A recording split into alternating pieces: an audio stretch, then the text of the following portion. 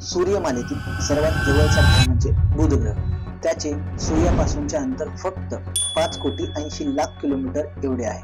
बुध त्याची सूर्याभोवतीची प्रदक्षिणा 88 दिवसांमध्ये पूर्ण करतो. हा 8 ग्रहांपैकी सर्वात लहान आकाराचा ग्रह आहे. या ग्रहाला कोणतेही नैसर्गिक उपग्रह नाहीत.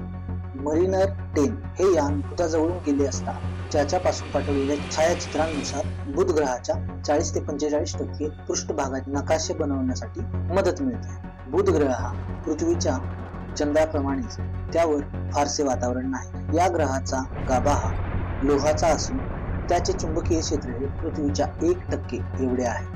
बुधाच्या सूर्यासमोरील भागाचे तापमान सर्वात जास्त व ध्रुवावरील तापमान सर्वात कमी आढळते.